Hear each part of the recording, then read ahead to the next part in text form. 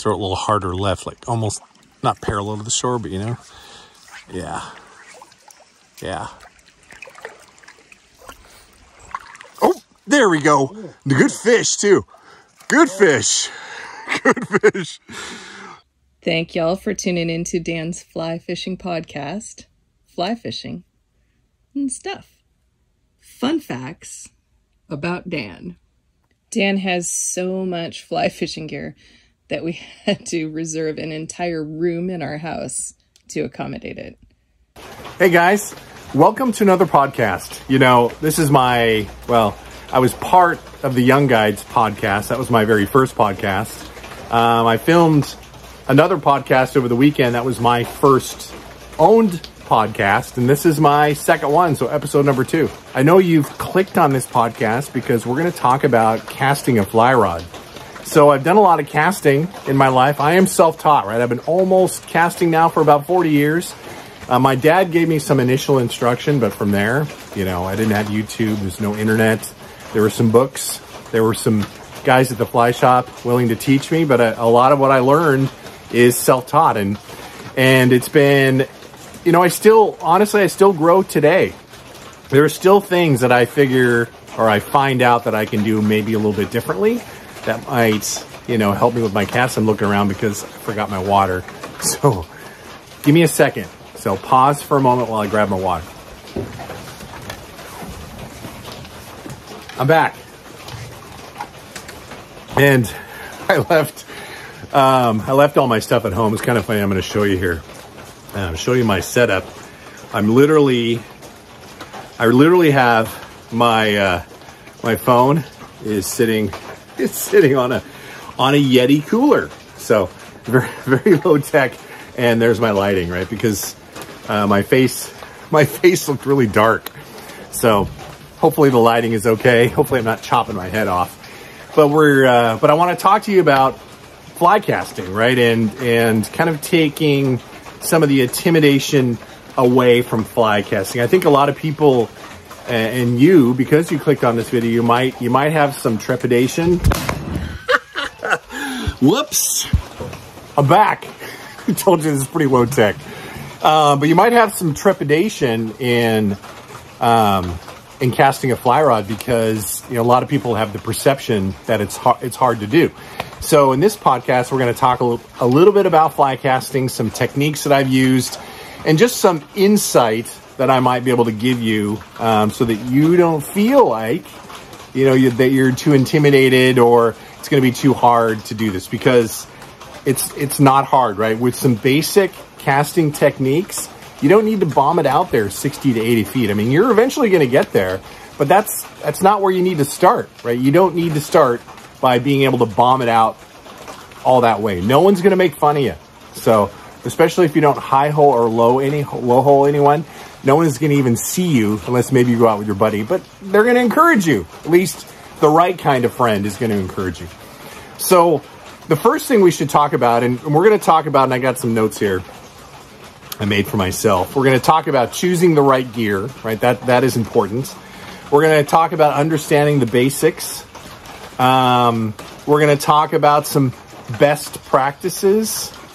And then just give you some helpful tips that I've learned over the 40 years of fly casting. So the first thing we should talk about before we even get into casting is really gear does make a difference, right? We talked in our last episode, episode 1, we talked about getting started with fly fishing and talked about fly rods.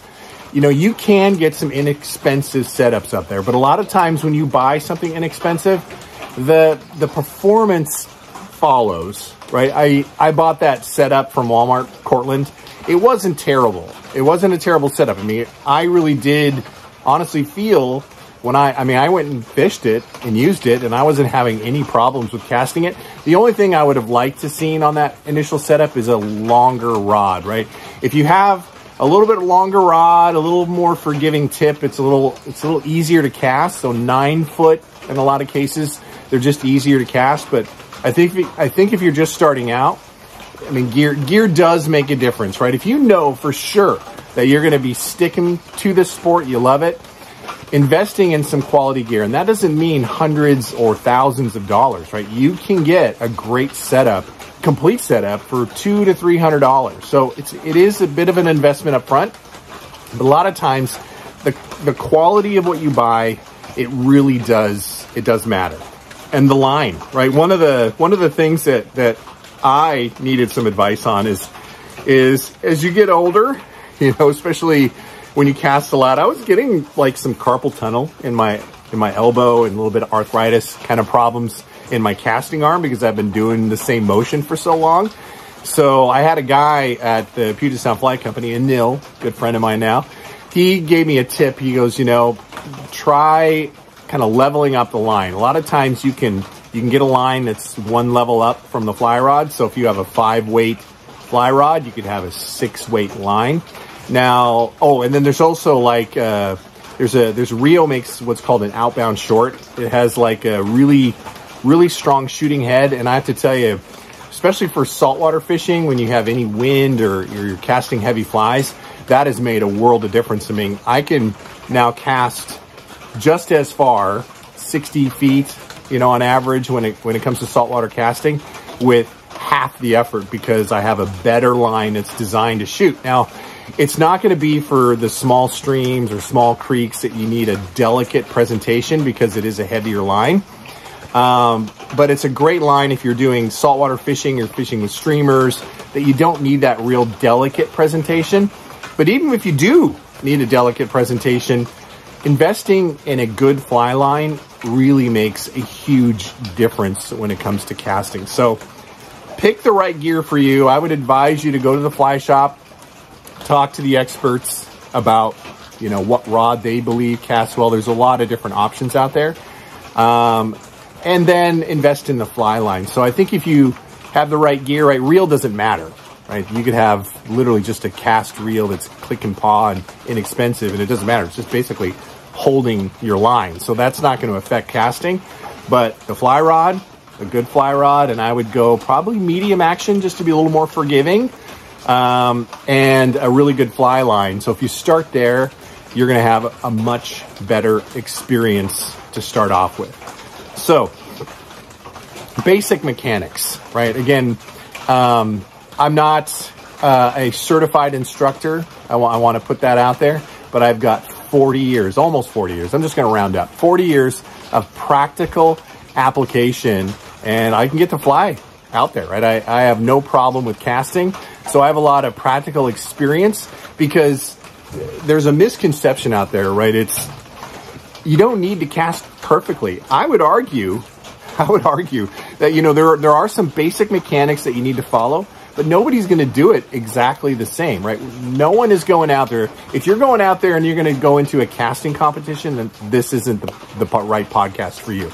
Because even though there's a story, I went to a sportsman show back in the Tacoma Dome, and this was years ago, back in my youth, right? And they had a casting pond, and my buddy and I, Jeff, went, and I just picked up a rod and decided to see how far I could cast it. And I cast the full length of the pond, and the kind of running joke was there's some like neon art, at least there was. I'm not sure if it's still there in the Tacoma Dome. But my buddy and I were, you know, he was teasing me about the fact that I was trying to hit the neon lights on the other side of the dome with the fly cast. Because, you know, back in my youth, I could bomb it out because it was a bit of a show-off moment, which, you know, we're all going to do that. The hero cast. But you don't need to be able to bomb it out there like that. So, all right, I got to back up because I'm getting sidetracked here. And I have a tendency to do that when I talk. So hopefully I'll keep myself kind of in order. When I watch it back, I'm going to think, oh my God, I'm completely off track here. I lost my line of thought. So we were talking about technique, right? So the basic, you want to have the basic technique, but there's no right, I mean, there's no like, you can't really do it wrong per se. Now, how do I want to say this? So there's no wrong way to do it. Now, there is a wrong way to do it. Everyone's going to cast a little bit differently.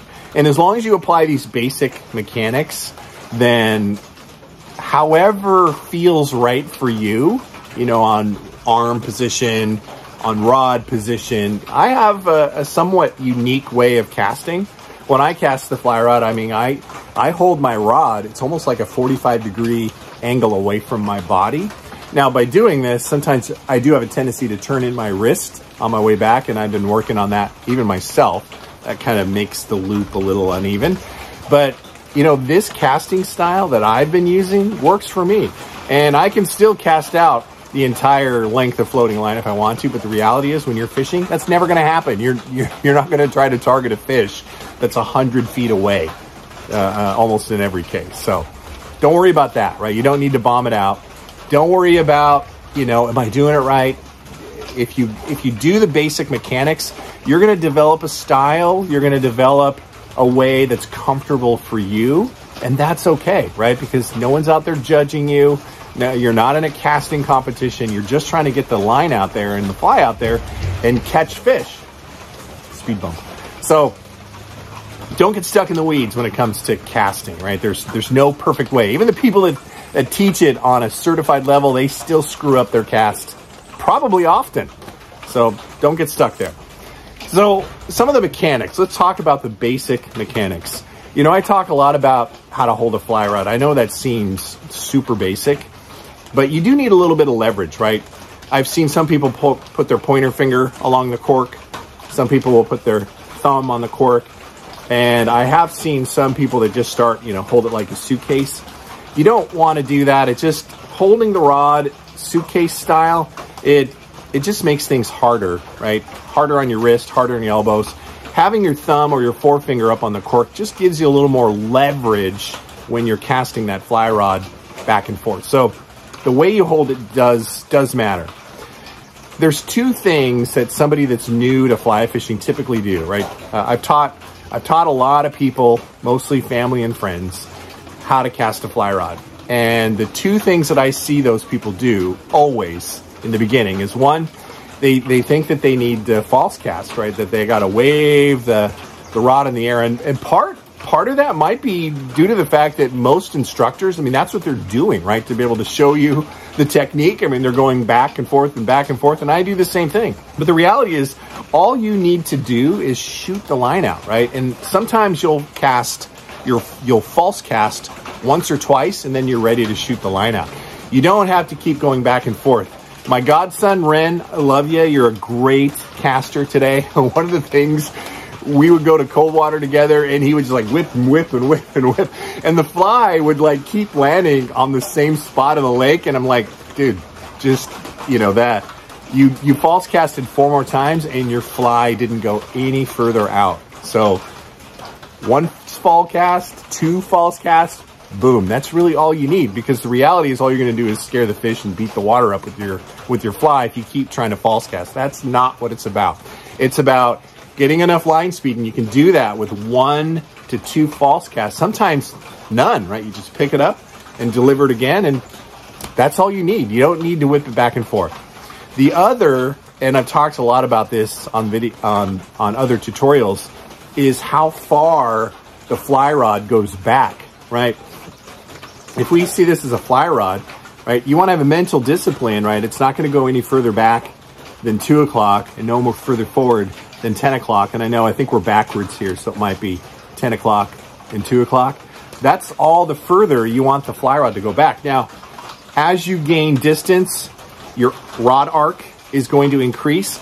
So I've done some videos before to where I'm almost at 9 to 3 because I am trying to make a really long cast. So the rod arc will increase with distance, but for the sake of you, if you're just learning, right, even like 11 to 1, if you keep that mental discipline, then the fly rod is going to be where it needs to be initially, right? That is one of the biggest mistakes I've seen most people do when they start off with fly casting, is that their rod is literally like going way back here.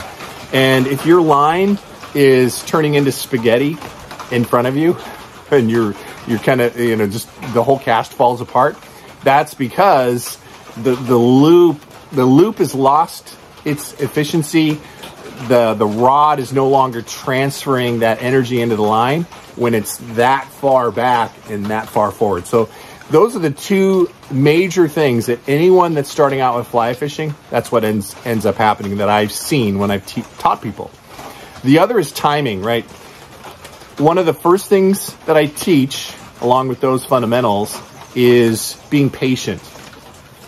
And what I mean by that is when you're casting, it's not speed, right? It's not whipping it back and forth, whoosh, whoosh, whoosh, right? Once you get that full length of fly line out the tip of the rod, you can go super slow. I mean, you literally can make a cast and hold it there for a second and hold it there for another full second.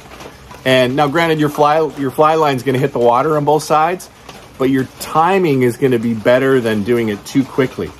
If you hear that Indiana Jones whipping sound, that's because you started to bring the rod forward too quickly, right?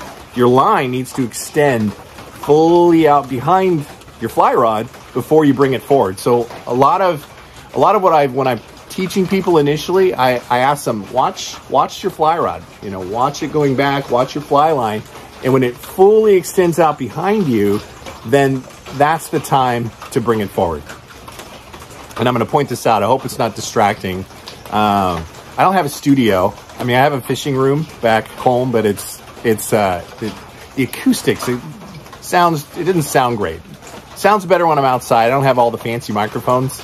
So I'm out here in my lake place, and hopefully the rain on the tin roof is soothing and not annoying or irritating. So I apologize if the noise of the rain is bothersome, but something I'll learn along the road. So leave me some comments down in the comment section if you think it's too friggin' noisy. And if you're just listening, I'm sorry. I won't do it again if I get feedback that it's just too noisy. So hopefully it won't be. Okay, so back to what we're talking about, casting a fly rod. So you're holding it correctly, right? You're not false casting a ton. Now you're going to have to false cast a ton in the beginning to learn, right, to get the mechanics down. But when you're out there fishing, you're not false casting a ton. You're not allowing the rod to go too far back and too far forward. You're waiting, right? Wait on the back cast, wait on the forward cast, wait on the bad cast. You've probably seen The River Runs Through It if you haven't. It's a classic fly fishing film you should watch. You'll notice that pendulum that he uses, right? It's Robert Redford, isn't it? Uses in Teaching Brad Pitt. I can't remember the other actor's name. But you want that nice rhythm. So take your time. This tip seems to always work, right? In your brain, wait a half a second longer. Right when you think that you got to bring the rod forward, wait a half a second longer and then bring it forward. As soon as a new fly fisher just learns that tiny tip of patience, right? Just wait a little longer. You hear that snap, that means you came back too quickly. So be patient when you're first starting to learn. And now, a lot of fish, right? A lot of people, when they walk up to a lake or they walk up to a river, sometimes, in a lot of cases, the fish are right there, right in front of you, literally almost a rod length away. You don't need to be able to bomb it out 50 to 60 feet to catch fish. Now, sometimes if you're on a lake, and if you happen to be in a boat or flow tube, you'll see a fish rise 80 feet away. Just kick the motor on softly to one, get a little closer, and now you're only casting 30 to 40 feet for that fish. You don't need to bomb it out there. So don't think that you have to cast the entire length of your floating line when you first start, because you're not going to. Unless you're a prodigy, fly fishing prodigy, it's not going to happen. So for most people, it's going to take you some time. But the fish, a lot of cases, are just a couple of rod lengths away.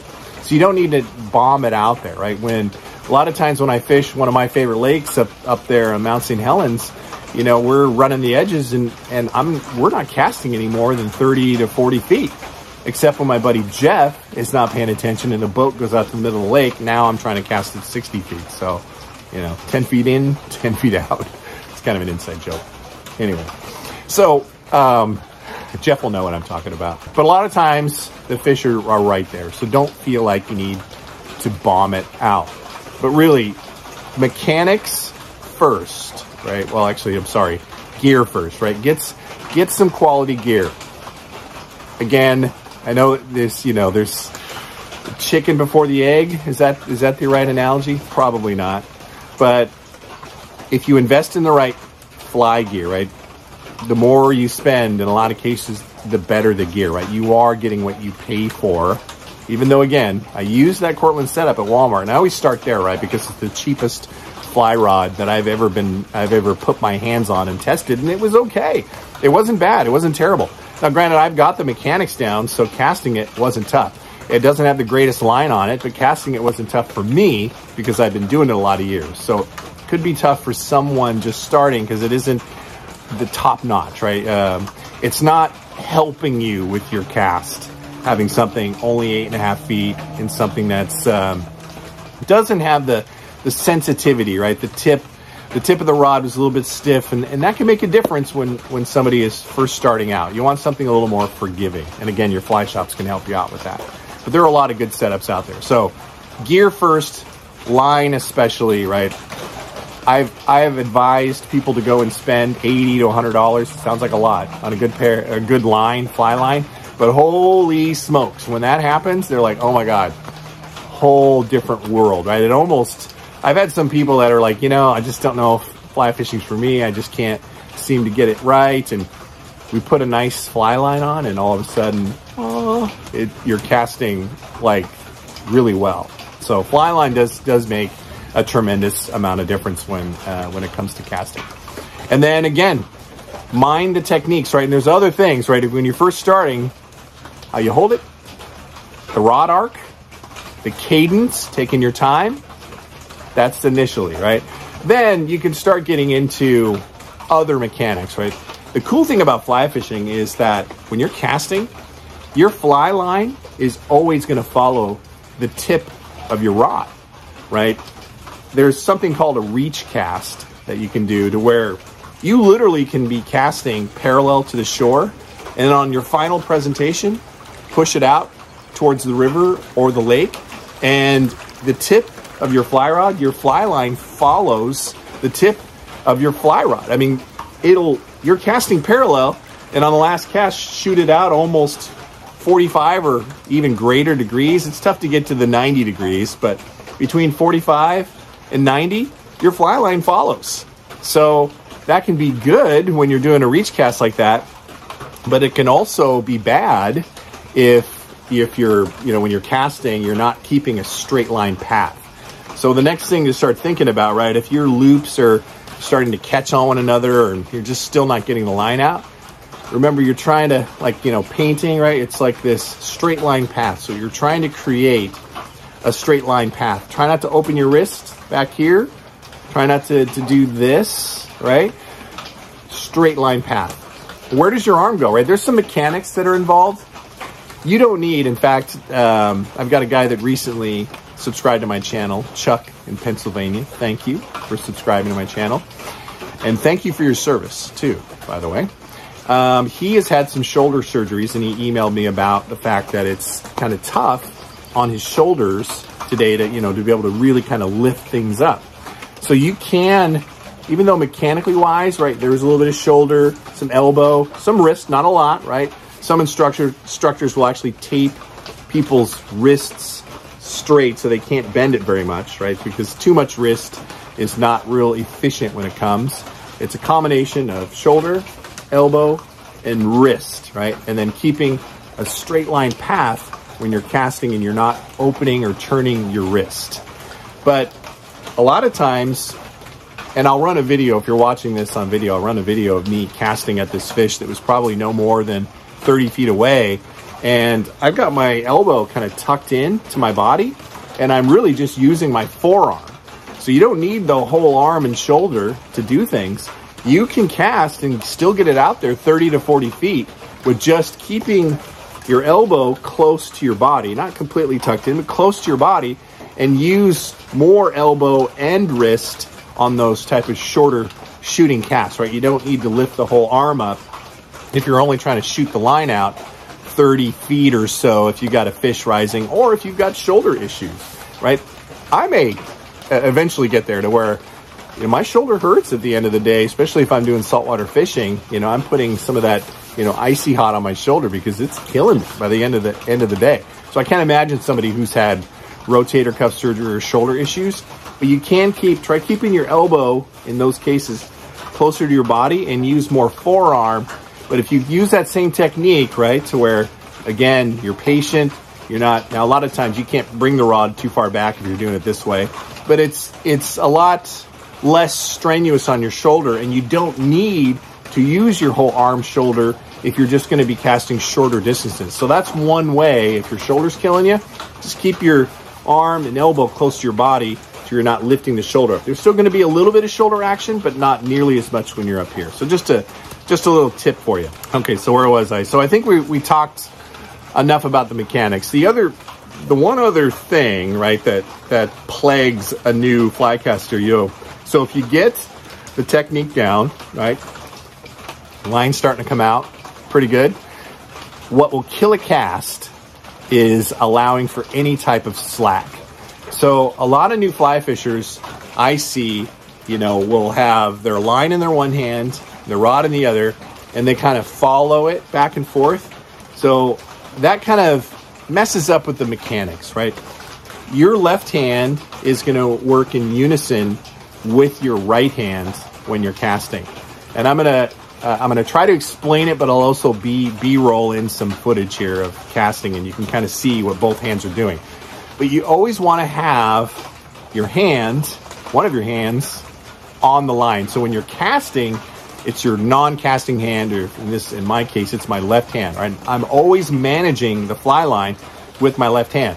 When I'm done with the presentation, you'll notice that my index finger goes over the line on my casting hand, because when I'm stripping the line, I'm letting go of the line, but you want to always have contact with the line, and that's why my index finger is holding that line, because if a fish grabs it, right, if I'm in the middle of a strip and I'm not holding the line, then that fish is gone. Well, with casting, it's even worse, right?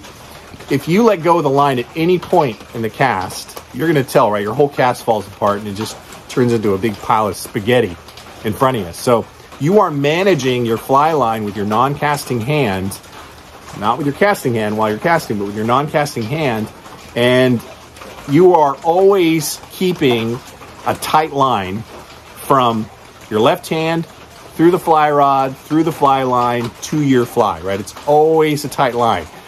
And as you false cast, when you're back and you can see that your cast is fully extended out behind you, that's when you let a little bit of the line slip through your fingers, right? You're still controlling it, but you're allowing line to come out.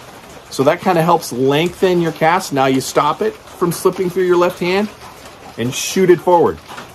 And as soon as that line extends forward, then you can almost let it go, but let it loose in your hand, and now everything shoots forward. But you got to keep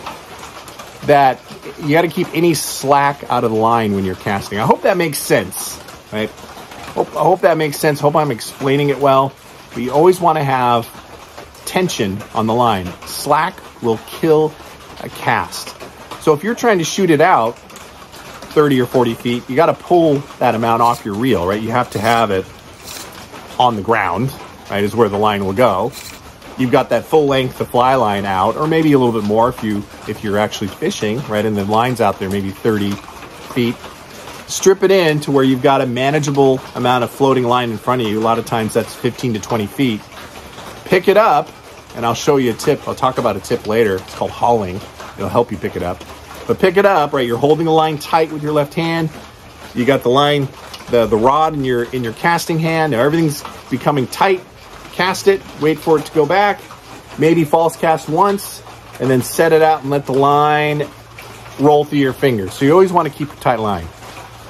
Now, Chuck, this is also for you. One of the things that'll help you continue to gain distance when you're fly casting, right, with kind of that modified cast, right? You're not using a lot of arm and shoulder, but you're down close. Use a single haul. That helps a ton. So your line's out there, right? It's on the water. You got about 15 feet of line out. You got your left hand on the floating line. You got your right hand on the fly rod. Pull the line down as you're raising the fly rod up for a cast. And that is called a single haul. And what you're doing is you're loading the rod up. So there's some strain, right, that happens when you pull on that fly line and lift the rod at the same time.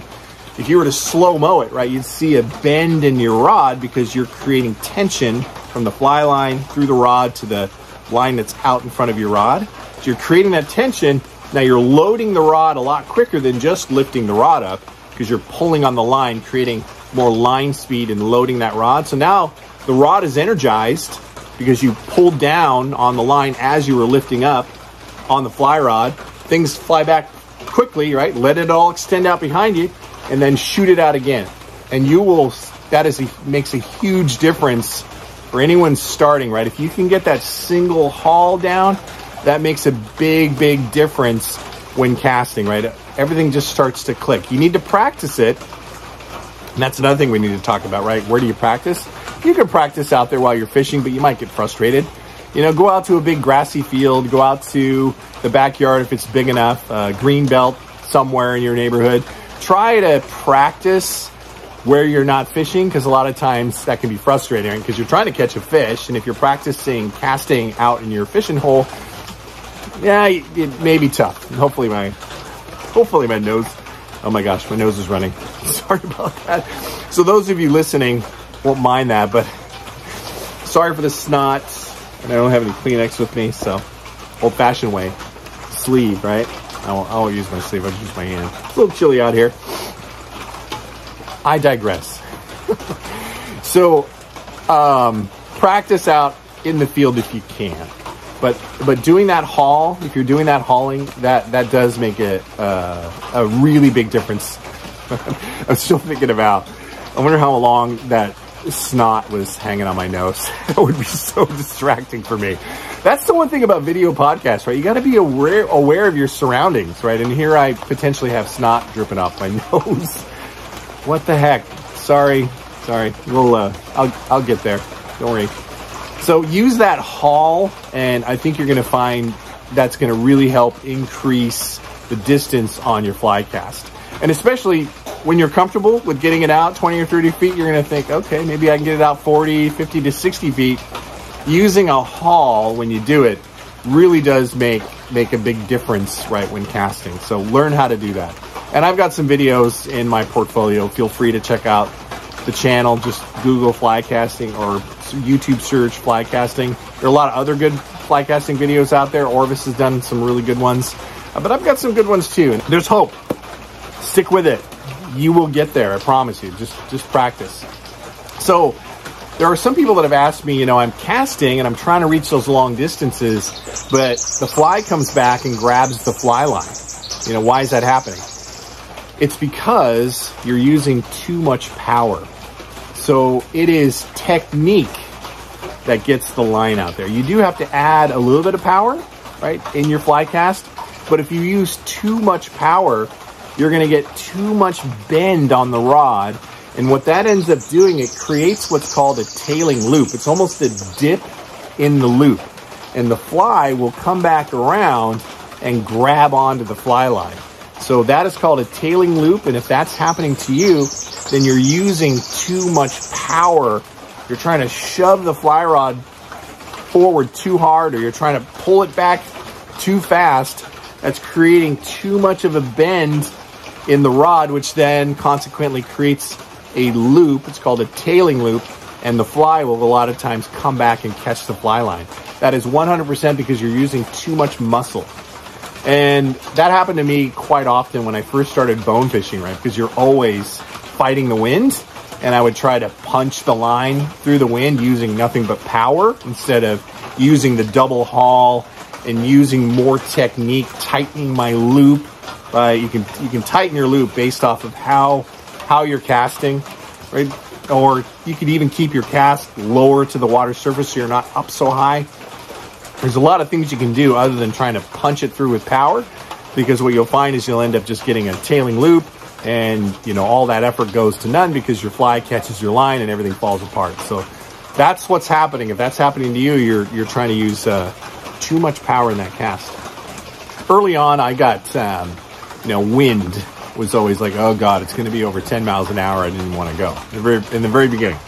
So there are things you can do to avoid that. You don't always have to cast in the wind. You might be on a lake. Go to the leeward side and fish that side. Don't try to battle it out in the wind.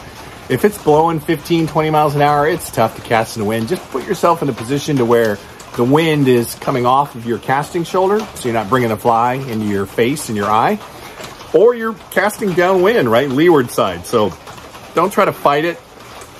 There are ways to shoot the line in the wind, but when you're first starting out, wind can be your worst enemy. But when you're out there, just keep the wind, coming off of your casting shoulder, or cast downwind. There's plenty of fish in those sections too. But later on, you'll learn with some techniques on how you can shoot line to the wind. But even with the perfect cast and perfect technique, trying to shoot line through a 20 mile an hour wind, even the greatest technique, right, physics ends up getting in the way and the line's going to blow back, right? If you have a longer leader, you can shorten your leaders on windier days, which will help kind of cut things through the wind. Put on a little bit heavier fly, which will help cut things through the wind.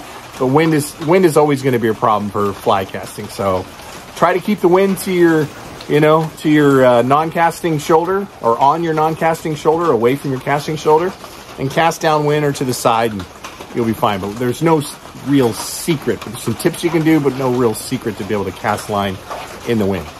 So safety, right, especially early on, I really would encourage you to wear sunglasses, right? Because when you're casting, you're going to make some mistakes in the beginning. And even I've been guilty on occasion. I'm not wearing my sunglasses.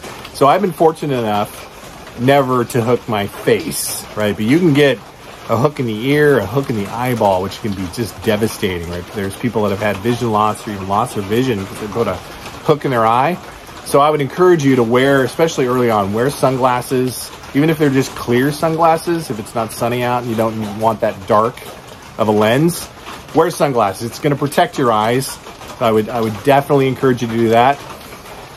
Even if you're just doing barbless hooks, right? Putting a barbed hook in your ear or in your face or your hand it's not good. Not a good feeling. Having barbless hooks, a little easier to get out, still going to hurt. But definitely I want to encourage you to protect your eyes, right? That's something you want to do. It's just takes once, right? Just takes one bad cast and now you've got a hook in your eye, and it's not a good thing. A lot of horror stories out there. Thank God, knock on wood, that's never going to happen to me. It's a wooden deck. But I try to wear sunglasses whenever I can for that reason alone. And part of the reason why you'll notice when I cast, I've got the rod almost out 45 degrees from my body. And I've got long arms. I like to keep the rod, the fly associated with the rod, as far away from my body as I possibly can. So that's part of the reason why I've adopted that style of casting, which works well for me. I can cast it out a long way, but I don't have the fly zooming by my head. And I'm always cognizant about the wind, right? I'm not gonna cast. You can do an overhead cast if the wind is coming this way and you just have a fish that's right out here that you have to cast to. You can do an overhead cast and keep the line on the leeward side of your body, but don't try to cast the fly rod if the wind is coming right at you, because that fly is coming right to your head. So know that, right? Learn how to cast this way, overhand, instead of this way when the wind's blowing right at your face. So always be mindful. Be mindful. And if you're fishing with a buddy or a guide, be mindful of that person as well. Remember, as far as your line is going out forward, it's also going back that far. So if you are in a boat and you happen to be with a guide or your buddy that's rowing, when you backcast, remember where you're pointed, right? Because a lot of times I think new fly fishers forget that the guy rowing the boat right behind you, or the person right behind you on the shore, they're gonna get caught with your fly. And as much as you don't want to get caught with the fly, I'm sure your buddy or the guide, they don't want to be caught with your fly either. So be cognizant of your surroundings, especially where you're not looking behind you, to make sure there's no one in your back cast. Right? One of the, and I don't want you to learn the hard way, especially if you're in a boat with somebody else. If you see a fish rise, you got to remember in your brain, who's behind me? Take a look, right? Your guide might be right behind you, and he's going to appreciate the fact that you're taking him into consideration and keeping him or her out of your back cast. So something to think about when it comes to safety. So I mean, we've covered a lot today on fly casting, and I want to encourage you again, right? There's not a perfect fly cast. Even the people that do it competition, right? Or there's a winner in the competition, right? Because one person might have done it better than the other person. There's no perfect fly cast. You're going to screw up. You're going to cast knots in your line. You're going to snag your line. You're going to create bird's nests. You're going to snap flies off. That's all part of the process. Don't let it frustrate you. I know it can get frustrating, but with time, I promise you, it's going to get better. And even me today, I mean, you've seen some of my videos. Maybe you have, maybe you haven't. But I put a lot of real world stuff in there. I don't edit it out when I get caught in the trees, or I get stuck on the bottom, or I have a crappy cast. I even hit myself on occasion with a cast on my back. I haven't hooked, I hit myself. That's going to happen. That's part of fly casting. Oh, I've broken a rod. Broke a rod with what's called a fly strike, and there's really no way you can avoid that. So I was at Christmas Island, and the wind was coming on to my casting shoulder, but I had a giant trevally that I was casting at. I thought, you know, I'm not going to let this opportunity go by. So I tried to position myself in a way. I'm casting, just trying to heave that out there, and the wind was strong enough to where it's pushing that heavy fly over to my fly rod. That fly zoomed by. It had a great big weighted head. It was like a big closure minnow type of pattern. It hit the fly rod and immediately snapped it. And it's called a fly strike. And that, unfortunately, is part of the game. It's going to happen. And that's another reason why when you buy your first fly rod, you're going to want to buy your second fly rod. I always have a couple of setups with me, especially on a trip, in case a disaster happens, right? Inevitably, there's going to be a time to where you're going to break the rod, whether it's with a fly strike from a cast. And even if that rod doesn't break, I had another time where I had a fly strike. I'm in, and this is where I learned the hard way. I'm in Alaska. We flew out to this remote river out in the middle of nowhere. We're looking down. I'm thinking, wow, there's a lot of like weeds in this river. They were salmon. They're coho. They were silver salmon packed into this river. I caught fish after fish after fish on a fly rod. So much so, I mean, I was taking breaks because the fishing was nuts. Every single cast, it was between a 10 and a 20 pound coho. Well, I landed a beautiful coho, beautiful. But as I was going to net it, I had a fly strike earlier in the day. Everything looked fine. As I was going to net the fish, it tried to take a run, and where that fly strike happened, which was towards the tip, so just above the last ferrule, snap, 2 feet of my fly rod gone, right? And guess what? The advice I just gave you, I didn't bring a second fly rod. Now, I had a second fly rod down at the camp, but I just brought the one fly rod, my Sage XI2 9-weight. I brought that fly rod only. So here we are. We still have a third of the day left, and I have 2/3 of a fly rod. So do you know what I did? I kept fishing. So I put the wind in my back, and I was able to, it's like casting a broom handle when you don't have, you know, the most flexible part of your fly rod, which is the tip section. But I was able to huck that streamer out with 2/3 of the fly rod, and I still caught fish. Now, I didn't catch as many fish because it was a little harder on my body to get that out there. And I mean, let's be honest, it wasn't as fun because it was like reeling in a fish on a broom handle versus a fly rod. But lesson learned, right? I'm bringing 2 fly rods no matter where I go, especially if it's a destination location like that. Bring a couple fly rods. But fly strikes are going to happen. You're going to be walking to your favorite fishing hole, and you're not going to be paying attention. You're going to drive the tip of your rod into the ground and break it, or a tree. That's why I try to, almost in every case, I'm carrying my fly rods backwards as I'm walking, because you're far less likely to break it if you're doing that. You're going to put it in your truck, in your tailgate, close the tailgate, forget the rod's there, snap. It's going to happen. That's part of fly fishing. But if you just take the extra care, right, and try to mitigate that and have 2 fly rods with you, hopefully you'll have a backup if, God forbid, that does happen. But it will happen. So with casting, you have to give yourself permission to fail. It's going to take you some time. but I promise you, Kobe was nearly there. I mean, there was a couple of trips we took to Montana, and you know, I'm like, what's that? He brought a spin gear? What's that? Because it was tough. In the very, very beginning, it was tough to cast. But we went one particular trip.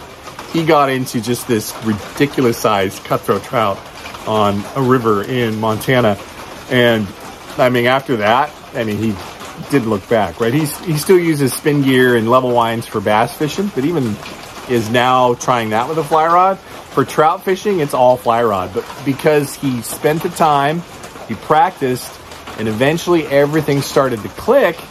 And trust me, if you haven't cast a fly rod yet, if you haven't caught a fish yet on a fly rod, once you do, it's exhilarating is an understatement, right? It is. There's just something special about catching a fish on a fly rod, and it never gets old for me. And you probably see that in my videos. It never gets old for me. I get so ramped up when it comes to catching a fish on a fly rod. I don't know, the feel is so different. And yeah, as soon as you catch your first fish on a fly rod, you're going to get it, right? Even the small fish, 8-inch fish, feels way bigger on a fly rod than it does on traditional spin gear. I mean, once I picked up a fly rod when I was 16 and a half, I was still in high school. I never quite remember the exact age. 16 and a half, 17 years old. I never went back. I was like, why would I? You know, it's a whole different experience. So practice the casting. You will get there. Promise you. You're going to get there with practice. Practice those fundamentals, and it's going to happen for you. Promise. So stick with it. You got this. All right. Well, how long have we been recording? Wow. This is going to be almost like an hour-long podcast. And, you know, it's interesting. And, you know, just having a conversation is pretty cool. You know what? In my brain, right, I'm talking to you, right? You took the time to click on this podcast and listen. You took the time to click on this video if you're watching the video podcast, and I appreciate that. I appreciate that you stuck with me this long. So I'm talking to you. So thank you for taking the time. I really appreciate you doing that. It's and spending this time with me. And there was something that I was going to say. What was it I was going to say? So you can reach me, right? I know a lot of times if you're listening, you can't really make a comment. But you can reach me via email, flyfishdan@gmail.com. If there's something, right, what's your biggest challenge? What's the biggest challenge in fly casting that you're trying to overcome right now? Email me that question, and I'll do my best to answer it. Now, be patient. Sometimes I'll answer the same day, but I do have a pretty demanding full-time job that doesn't always allow it, right? We're on the weekend now. I have some extra time. But give me a few days at most. If you email me, I'm going to do my best to get back to you. In fact, I'm sorry if I have, but I don't think I've missed anyone that's reached out to me, whether it's YouTube comments or if it's an email. I've done my best to respond back. So I don't think I've missed anybody. And if I have, I'm sorry. It wasn't on purpose. I really do try to connect with the community and answer any questions. So email me at flyfishdan@gmail.com. Let me know your biggest challenge with fly casting that you're trying to overcome, and I'll see if I can help you. And maybe I'll even dedicate a video on YouTube about that specific topic. All right. And thank you again, and I'll see you on the next one. All right, everybody. Fish on.